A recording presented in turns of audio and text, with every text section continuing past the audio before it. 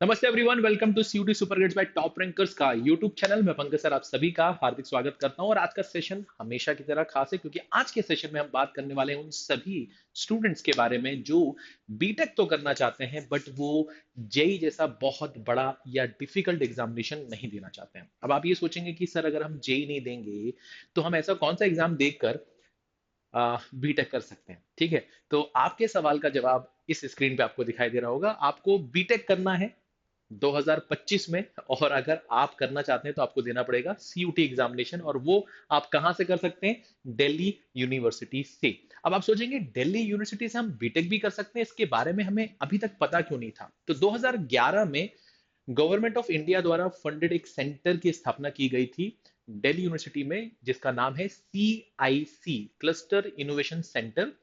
और यहां पर आप बीटेक कर सकते हैं। अभी यहां पर फिलहाल सिर्फ एक ही स्ट्रीम में या एक ही कोर्स अवेलेबल है जिसका नाम है IT&MI। IT&MI का फुल फॉर्म है information technology and mathematical innovation. ये एक बहुत ही यूनिक सा प्रोग्राम है जो कि आप दिल्ली यूनिवर्सिटी से कर सकते हैं CIC सेंटर में। और ये एक 4 साल का कोर्स होता है जिसकी जो फीस है बहुत ही नॉमिनल फीस है, 70 से 75,000 आपकी फीस है। अब यहाँ पर कुछ एलिजिबिलिटी क्राइटेरिया है जिसको आपको फुलफिल करना पड़ेगा, यानी कि आपको पता होना चाहिए कि अगर आप CIC से, क्लस्टर इनोवेशन सेंटर से IT&MI में बीटेक करना चाहते हैं तो आपको क्या क्या करना पड़ेगा? आपको लैंग्वेज टेस्ट देना होगा। बहुत सारे लैंग्वेज का आपके पास ऑप्शन होता है बट मेरे हिसाब से मैं आपको प्रेफर करूंगा कि आप इंग्लिश जो है सेलेक्ट करें।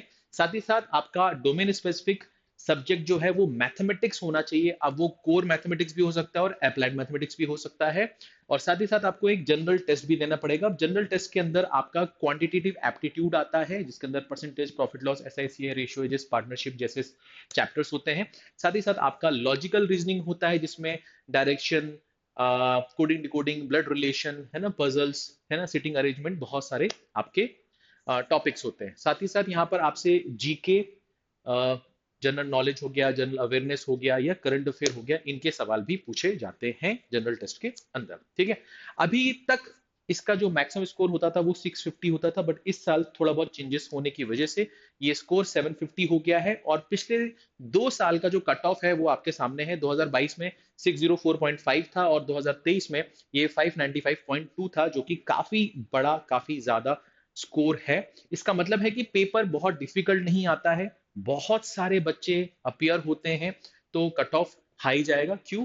क्योंकि इजी पेपर आता है। अब यहां पर आपके लिए परेशानी ये है कि अगर आपकी स्ट्रैटेजी अच्छी नहीं है और आपको ये नहीं पता है कि क्या पेपर में आता है और क्या नहीं आता है तो आपको दिक्कत हो सकती है। बट इसके पहले हम बात करने वाले हैं कि इस कॉलेज के थ्रू, DU के थ्रू अगर आप बीटेक करते हैं तो आपका प्लेसमेंट क्या होगा, आपका एवरेज या हाईएस्ट पैकेज क्या क्या हो सकता है और किस किस कंपनी में आपका प्लेसमेंट होता है। ठीक है, तो इनके कंपनी के साथ टाई अप्स हैं। बहुत सारी कंपनीज का नाम यहाँ पर आपको दिखाई दे रहा है, ये सारी बहुत बड़ी बड़ी कंपनीज हैं। ठीक है, इनका जो एवरेज पैकेज है वो 10.5 लाख पर एनम है और हाईएस्ट जो है वो 31.5 है। और ये कोशिश करते हैं कि आपको 100% इंटर्नशिप दे और वो भी बहुत बड़े बड़े ऑर्गेनाइजेशन के थ्रू। तो आपको यहाँ पर इस चीज की चिंता नहीं करनी है कि यार हम IIT जेई नहीं दे रहे हैं या हम जेई से डर के हम DU में जा रहे हैं तो यहाँ पर जाने से हमें कुछ नुकसान हो सकता है क्या? बिल्कुल नुकसान नहीं हो सकता है। ये अलग बात है कि सबकी अपनी अपनी इंपॉर्टेंस है बट यहाँ से भी अगर आप बीटेक करते हैं तो बहुत अच्छी कंपनी में आपको प्लेसमेंट मिलेंगे और आपको एक अच्छा सा, ठीक ठाक सा प्लेसमेंट, क्या बोलते हैं, पैकेज भी यहाँ से मिलने वाला है। ठीक है, साथ ही साथ आप एक अच्छी अच्छी कंपनी के साथ इंटर्नशिप भी कर सकते हैं जो कि आपकी एक्सपीरियंस को, है ना, बूस्ट करेगा और कहीं ना कहीं इसका फायदा आपको आगे चलकर मिलने वाला है। ठीक है, अब हम बात करते हैं यहाँ पर कि आप इस एग्जामिनेशन में किस तरीके से अपने आप को प्रिपेयर कर सकते हो, तैयार कर सकते हो। ध्यान से अगर हम देखेंगे तो हमें यहाँ पर कंसेप्चुअल नॉलेज को बिल्ड करना है, साथ ही साथ हमें क्वेश्चन को अप्रोच करने के नए नए तरीकों पे काम करना है। अब ये दोनों चीजें इंटरलिंक्ड है। फॉर एग्जाम्पल, अगर हम डोमेन स्पेसिफिक सब्जेक्ट की बात करते हैं जिसमें हमारा मैथमेटिक्स है और अप्लाइड मैथमेटिक्स है, इसके जो भी सिलेबस है उसके ऊपर आपको काम करना पड़ेगा और उसमें आपको इन डेप्थ नॉलेज होनी चाहिए। क्योंकि अभी तक आप जब 12th क्लास में पेपर देने जाते हैं तो वो एक थ्योरेटिकल पेपर होता है, उसमें भी ऑब्जेक्टिव क्वेश्चंस अभी आना शुरू हो गए बट मेनली वो पेपर जो होता है, मोस्टली वो जो पेपर होता है वो आपका थ्योरेटिकल पेपर होता है जिसमें आपको आदत है कि क्वेश्चन को सॉल्व करना है और सॉल्व करने के भी आपको स्टेप मार्किंग होती है। बट यहाँ पर आपका ऑब्जेक्टिव पेपर होता है, तो यहाँ पर आपको इस बात का ध्यान देना है कि यार मेरे को सवाल सॉल्व तो करना है बट जल्दी सॉल्व करना है, और मेरे जितने ज्यादा अटेम्प्ट होंगे और जितने सही जवाब होंगे उतनी ज्यादा चांसेस प्रोबेबिलिटी बढ़ेगी मेरे सिलेक्शन की। जैसा कि मैंने आपको कट ऑफ बताया है कि कट ऑफ बहुत हाई जाता है। तो यहाँ पर थोड़ा सा आपको अप्रोच पे काम करना है। कंसेप्चुअल नॉलेज आपको बहुत स्ट्रांग होनी चाहिए कि यार सवाल सॉल्व कैसे होता है ये आपको पता होना चाहिए, और फिर आपको ये पता होना चाहिए कि उसको सॉल्व करने के और अच्छे और शॉर्टेस्ट मेथड क्या है ना, तो वो अप्रोच के अंदर आ जाता है। साथ ही साथ आप पीवाईपी या पीवाई क्यूज देख सकते हैं, प्रीवियस ईयर पेपर आपको अवेलेबल मिलेंगे, हमारे चैनल पे भी हैं, वेबसाइट पे भी आप जाएंगे तो आपको मिल जाएगा। और आजकल बहुत सारी किताबें आ गई जिसमें चैप्टर वाइज भी आपको क्वेश्चंस मिल जाते हैं, ठीक है।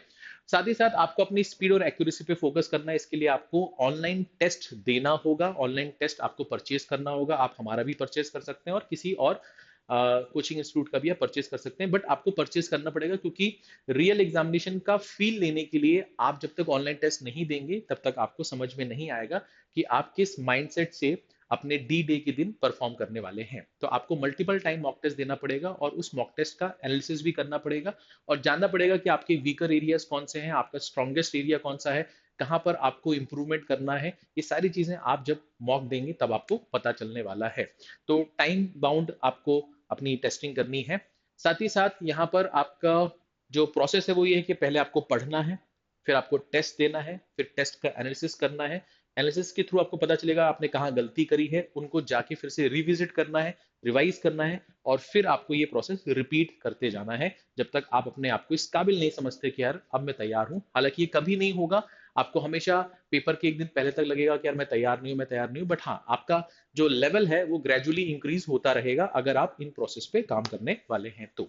ठीक है, अब हम बात करते हैं यहाँ पर कि अगर आप सीयूटी 2025 या आगे सीयूटी का एग्जाम से देना चाहते हैं और आप बीटेक करना चाहते हैं डीयू से, तो उसके लिए आपको एग्जामिनेशन का पैटर्न पता होना चाहिए। अब ये जो एग्जामिनेशन का पैटर्न है ये आ, पिछले साल कुछ और था और इस साल कुछ और होगा। क्यों होगा? क्योंकि यहाँ पर आपको दिख रहा है कि टोटल आपसे 50 क्वेश्चन पूछे गए थे, ठीक है, जिसमें से 15 क्वेश्चन जो होते हैं वो कॉमन होते हैं, यानी कि मैथमेटिक्स लें या अप्लाइड मैथमेटिक्स लें पेपर एक ही आएगा। पहले 15 क्वेश्चन यानी सेक्शन ए दोनों के लिए कॉमन होता है, यानी कि दोनों का जो कॉमन सिलेबस है उससे ये सवाल पूछे जाएंगे। बट यहाँ पर जो 35 क्वेश्चंस होते हैं ये सेक्शन बी में आता है, जो कि बी1 बी2 करके आपसे पूछा जाएगा। अब बी1 अगर मान लीजिए कोर वालों के लिए है तो बी2 जो है वो अप्लाइड वालों के लिए होगा, या तो वाइस वर्सा होता है, ठीक है। अब इस 35 में से पिछले साल तक क्या हो रहा था कि 35 क्वेश्चन में से आपको सिर्फ 25 क्वेश्चंस करने होते थे। तो 25 क्वेश्चन आपने यहां से किए, 15 यहां से किए, टोटल कर लिया आपने 40 क्वेश्चन, और 40 क्वेश्चन इंटू 5 करेंगे तो आपका पेपर होता था 200 नंबर का। बट इस बार अभी ये मान के हम चल रहे हैं कि कुछ चेंजेस हुए हैं जिसके वजह से अब यहां पर आपको टोटल 50 क्वेश्चन करने पड़ेंगे, और हर एक सवाल अगर 5 नंबर का है तो ये 200 नंबर का पेपर अब 250 नंबर का हो जाएगा। बट अभी इस पर बहुत ज्यादा मैं नहीं कहूंगा क्योंकि अभी बहुत ज्यादा क्लियरली ये सब चीजें बाहर नहीं आई हैं। बट हम ये मान के चल रहे हैं कि कुछ इंफॉर्मेशन जो हमसे शेयर हुई है कि अब आपको चॉइसेस नहीं मिलेंगे, है ना। चॉइसेस तो आपको यहाँ पर मिलते ही नहीं थे, बस यहाँ पर आपके पास चॉइस था कि आप 35 में से 35 में से कोई भी 25 क्वेश्चन कर लो। अब यहाँ पर वो नहीं होने वाला है, ठीक है। अब इससे डिफिकल्टी लेवल बढ़ेगा, बिल्कुल बढ़ेगा, आपके ऊपर प्रेशर बढ़ेगा, ठीक है। बाकी यहाँ पर आपका प्रेशर बढ़ाने के लिए नेगेटिव मार्किंग भी होती है, तो नेगेटिव मार्किंग का भी आपको ध्यान देना है कि आप जिस क्वेश्चन में बहुत श्योर हैं उन्हीं क्वेश्चंस को पहले अटेम्प्ट करिए। उसके बाद जो भी क्वेश्चन में आपको डाउट आ रहा है उसको मार्क को रिव्यू करके आगे बढ़ जाइए। टाइम कहीं पर भी वेस्ट मत करिए अपना, जहां पर आपको लग रहा है ये क्वेश्चन टफ है, हार्ड है, आपके वीकर एरियाज में से पूछा गया है, उन पे आपको टाइम बिल्कुल भी इन्वेस्ट नहीं करना है, आगे बढ़ना है। अगर आपके पास टाइम बचता है तो आप फिर से उन क्वेश्चंस को रिविजिट कर सकते हो जो क्वेश्चन आपसे पहले राउंड में नहीं बने, और उसमें भी आप एक एजुकेटेड गेस मार सकते हो कि इसका आंसर इन 4 ऑप्शन में से कौन सा हो सकता है। अगर आपको लग रहा है कि ये इलिमिनेट हो रहे हैं इजिली, तो आपके पास जो एक सुटेबल उसका ऑप्शन आपको लग रहा है उस पर आप मार्क करके कुछ थोड़ा बहुत एड ऑन कर सकते हो अपने स्कोर में, ठीक है। चलिए आगे बढ़ते हैं। अब बात करते हैं लेवल ऑफ डिफिकल्टी की, ठीक है। तो अगर हम 2022, 2023 और 2024 की बात करें तो आप देखोगे कि जो आपका पेपर है ओवरऑल जो इजी पार्ट है उसका वो 75 और 80% के बीच में लाई करता है। यानी कि अगर टोटल पेपर को हम उसका एनालिसिस करेंगे तो 75 टू 80% क्वेश्चंस तो बहुत इजी होते हैं। अब ये जो इजी वाला पार्ट है ये हर एक बच्चा करेगा, ये हर एक बच्चा करेगा, तो इसमें आपको बिल्कुल भी छोड़ना ही नहीं है। क्योंकि अगर आपने यहाँ पर छोड़ा तो आप बहुत पीछे चले जाओगे, आपकी रैंकिंग, आपका जो स्कोर है वो बहुत पीछे चला जाएगा, क्योंकि यहाँ पर तो कोई भी ऐसा बच्चा नहीं होगा जो ये क्वेश्चंस नहीं कर सकता होगा। तो यहाँ पर थोड़ा सा आपको ध्यान देना है। मॉडरेट और डिफिकल्टी लेवल, मॉडरेट और डिफिकल्ट लेवल के क्वेश्चंस को अगर हम देखेंगे तो वो वेरी कर रहा है हर साल। यहाँ पर 2022, 2023, 2024 में 15% सवाल जो है वो आपसे मॉडरेट पूछे गए थे, बट डिफिकल्टी लेवल या डिफिकल्ट लेवल के जो सवाल थे वो यहाँ पर 5 से 10% के बीच में वेरी कर रहे हैं। अब यहाँ पर मैं आपसे सजेस्ट करूंगा कि जो डिफिकल्ट वाले क्वेश्चंस होते हैं उसमें आपको पहले तो उसको मार्क फॉर रिव्यू करना है। अब difficult questions person to person vary भी करता है, बट मैं मान के चलता हूं कि इन जनरल जो डिफिकल्ट क्वेश्चंस हैं मेरे लिए, आपके लिए, तो अगर आप उनको मार्क फॉर रिव्यू करते हैं और बाद में थोड़ा सा समय उसमें इन्वेस्ट करके उसमें से अगर एक आध क्वेश्चन भी आप एक्स्ट्रा कर लेते हैं तो आपको एक एक्स्ट्रा एज मिलेगा उन बच्चों के मुकाबले जो बच्चे इस टाइप ऑफ क्वेश्चन को बिल्कुल छोड़ने वाले हैं। तो उसके लिए आपकी स्ट्रैटेजी बहुत अच्छी होनी चाहिए कि यार जो बन रहा है उसको करते चलो, करते चलो, करते चलो, कहीं पर भी हॉल्ट नहीं करना है, कहीं कहीं पर भी रुकना नहीं है।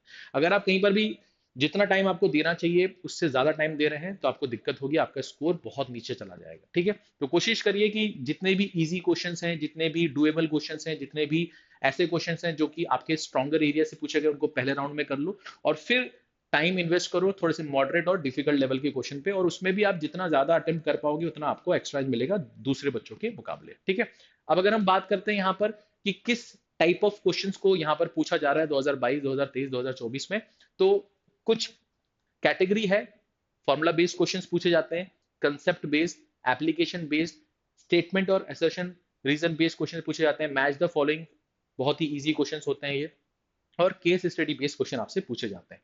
तो यहां पर आप देख सकते हैं कि हर साल हर एक कैटेगरी में से कितने कितने क्वेश्चंस आपसे पूछे गए और इसके हिसाब से आप अपनी तैयारी कर सकते हो। ठीक है, साथ ही साथ अगर हम देखें तो किन किन चैप्टर से क्वेश्चंस पूछे गए, जैसे कि अगर मैं सिर्फ 2022, 2023 और 2024 में 2024 को कंसिडर करूं तो रिलेशन फंक्शन से 2 सवाल पूछे गए, आईटीएफ 1 सवाल पूछा गया। ये आपका पहला चैप्टर है क्लास 12 का। अगर हम कोर मैथमेटिक्स की बात करें या अप्लाइड मैथमेटिक्स की बात करें तो यहाँ पर आपको रिलेशन फंक्शन एंड आईटीएफ से टोटल 3 सवाल आपको यहाँ पर मिल गए। ठीक है, अगर हम बात करते हैं मैट्रिसेस एंड डिटरमिनेंट की तो बहुत ही इजी क्वेश्चंस आते हैं, फॉर्मुला बेस्ड क्वेश्चंस आते हैं, 9 सवाल यहाँ से पूछे गए थे। सीएनडी में से 5 सवाल पूछे गए थे। एप्लीकेशन ऑफ डेरिवेटिव जिसके अंदर आपका मैक्सिमम मिनिमम आता है, टेंजेंट नॉर्मल भी आपसे पूछा जाता है। बोर्ड एग्जामिनेशन में सिलेबस का पार्ट नहीं था बट सीयूटी में है।